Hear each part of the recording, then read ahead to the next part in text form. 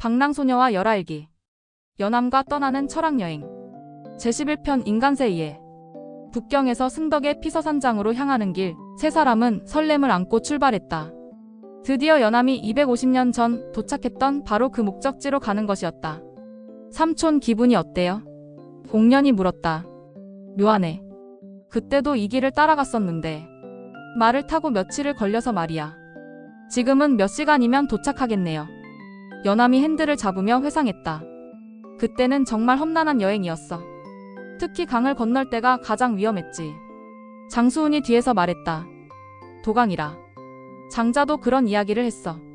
인간세에서 살아가는 것이 마치 거센 강을 건너는 것과 같다고. 인간세요? 그럼 사람들이 사는 복잡한 세상을 말하는 거야. 욕망과 갈등, 이해관계가 얽혀있는 현실 세계 말이지. 차가 미룬 지역에 접어들 무렵 갑자기 하늘이 어두워지기 시작했다. 비 올 것 같은데? 옥년이 걱정했다. 곧 빗방울이 떨어지기 시작하더니 순식간에 폭우가 쏟아졌다. 앞이 거의 보이지 않을 정도였다. 이런, 완전히 장대비네요. 연암이 속도를 줄였다. 안전한 곳에 잠시 피해요. 장수훈이 제안했다. 다행히 근처에 휴게소가 있어서 차를 세웠다. 세 사람은 휴게소 안에서 창밖의 폭우를 바라봤다. 정말 세차게 내리네요. 옥년이 말했다. 연암이 창밖을 보며 깊은 생각에 잠겼다. 250년 전에도 이런 비를 만났었어. 압록강을 건널 때였는데. 어떻게 하셨어요? 어쩔 수 없이 기다렸지. 비가 그치고 강물이 잠잠해질 때까지. 그때 정말 많은 생각을 했었어. 장수훈이 관심을 보였다. 어떤 생각들? 조선에서 중국으로 가는 것이 단순히 강을 건너는 게 아니라는 생각이었어. 완전히 다른 세상으로 들어가는 거라는. 맞아. 바로 그거야.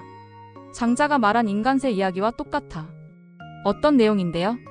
옥년이 궁금해했다. 장수훈이 의자에 앉으며 설명을 시작했다. 공자에게 아내라는 제자가 있었어. 어느 날 아내가 스승에게 와서 말했지.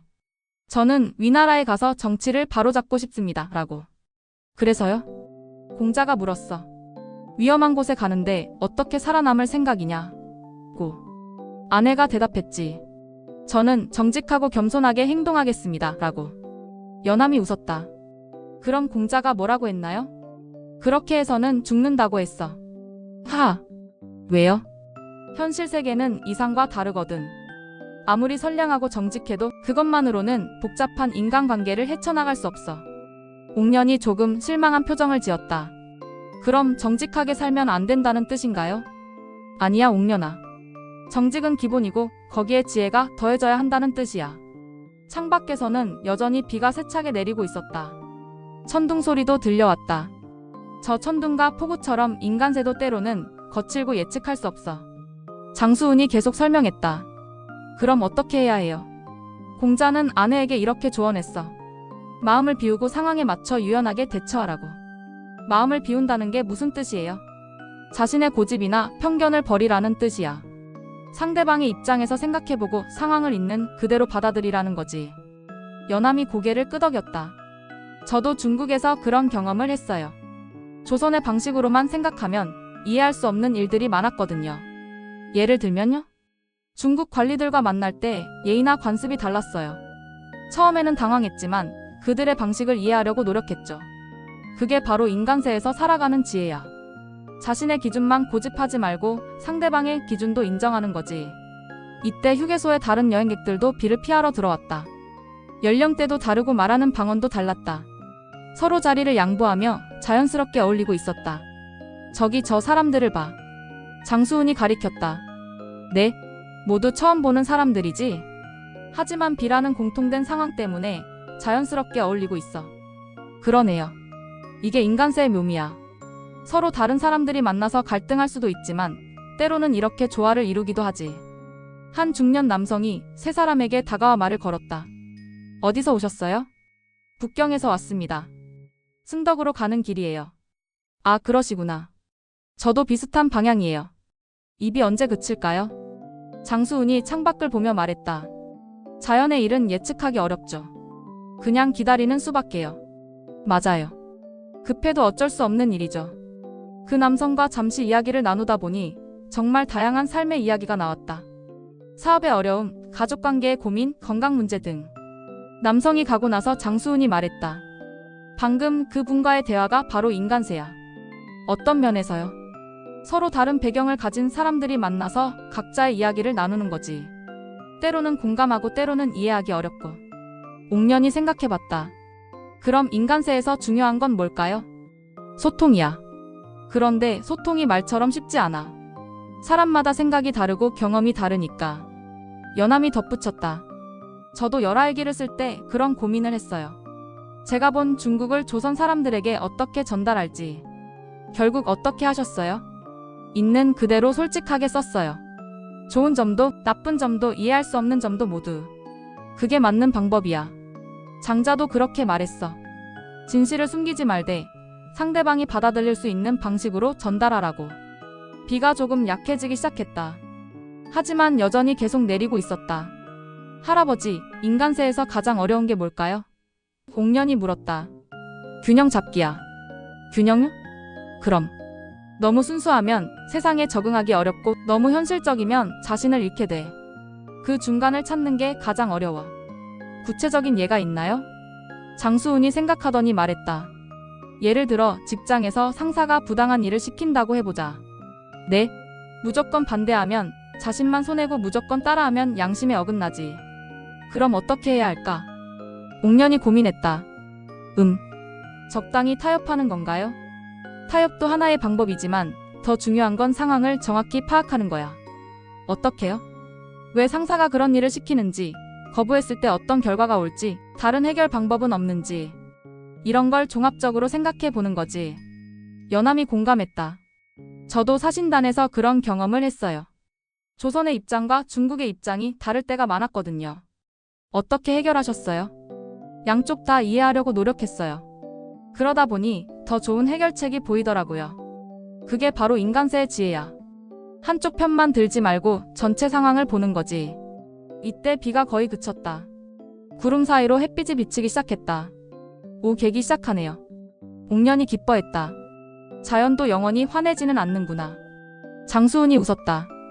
그것도 인간세와 비슷해요. 그럼 아무리 큰 갈등이나 어려움이 있어도 시간이 지나면 해결되는 경우가 많아. 다만 그 과정에서 어떻게 대처하느냐가 중요하지. 차를 다시 타고 출발하면서 장수훈이 계속 이야기했다. 인간세에서 또 중요한 건 포용이야. 포용이요? 자신과 다른 사람들을 받아들이는 거야. 모든 사람이 자신과 같을 수는 없잖아. 길가에 무지개가 떠 있었다. 비 온 뒤에 아름다운 풍경이었다. 저 무지개를 봐. 여러 색깔이 어우러져서 아름답잖아. 한 가지 색만 있으면 무지개가 될 수 없어. 인간세도 그런 거군요. 맞아. 다양한 사람들이 있어야 세상이 풍요로워져. 모두 똑같으면 재미없을 거야. 연함이 무지개를 보며 감탄했다. 정말 아름답네요. 폭우 뒤에 이런 선물이 기다리고 있었다니. 인생도 그런 거야. 어려운 일 뒤에는 좋은 일이 기다리고 있는 경우가 많아. 승덕이 가까워질 무렵 옥년이 질문했다. 할아버지, 인간세에서 성공하는 비결이 있나요? 성공의 정의부터 생각해봐야겠지. 무엇을 성공이라고 생각하나? 원하는 걸 이루는 거요? 그것도 맞지만 장자는 조금 다르게 생각했어. 어떻게요? 진정한 성공은 자신을 잃지 않으면서 세상과 조화롭게 사는 거라고 봤어. 자신을 잃지 않는다는 게 자신의 가치관이나 원칙을 포기하지 않는 거야. 출세나 돈을 위해 자신의 신념을 버리면 겉으로는 성공한 것 같아도 실제로는 실패한 거지. 연함이 깊이 공감했다. 맞는 말씀이에요. 저도 관직에 있을 때 그런 유혹을 많이 받았거든요. 어떻게 견디셨어요? 글을 쓰는 것으로 균형을 맞췄어요. 낮에는 관리로서의 일을 하고 밤에는 자유로운 문인으로서 글을 썼죠. 그게 바로 인간세의 지혜야. 완전히 도피하지도 말고 완전히 매몰되지도 말고 자신만의 방법을 찾는 거지. 피서산장이 보이기 시작했다. 웅장한 산들에 둘러싸인 아름다운 풍경이었다. 드디어 도착했네요. 옥년이 환호했다. 250년 만에 재방문이군요. 연함이 감회에 젖었다. 지금까지의 여행이 인간세를 헤쳐나가는 연습이었다면 이제 진짜 목적지에 도착한 거야. 장수훈이 말했다. 무슨 뜻이에요? 여행도 인생과 같아. 목적지도 중요하지만 그 과정에서 만나는 사람들, 겪는 경험들이 더 소중할 때가 많거든. 그날 저녁 세 사람은 피서산장 근처의 전통 여관에서 오늘의 여정을 마무리했다. 오늘 폭우를 만난 것도 좋은 경험이었어요. 옥년이 말했다. 그래, 예정에 없던 일이었지만 덕분에 인간세에 대해 깊이 생각해 볼 수 있었지. 연암이 창밖의 달을 바라보며 말했다. 250년 전에도 이런 달을 봤었는데 그때는 혼자 외로웠는데 지금은 좋은 동반자들이 있어서 행복합니다. 그것도 인간세의 선물이야. 좋은 사람들과의 만남 말이지. 밤이 깊어가며 세 사람은 각자 오늘 배운 인간세의 지혜를 되새겼다. 복잡하고 때로는 힘든 현실 세계이지만 지혜롭게 살아간다면 충분히 아름다울 수 있다는 것을. 내일은 드디어 피서산장을 둘러보며 연암의 250년 전 기억들을 함께 나눌 예정이었다.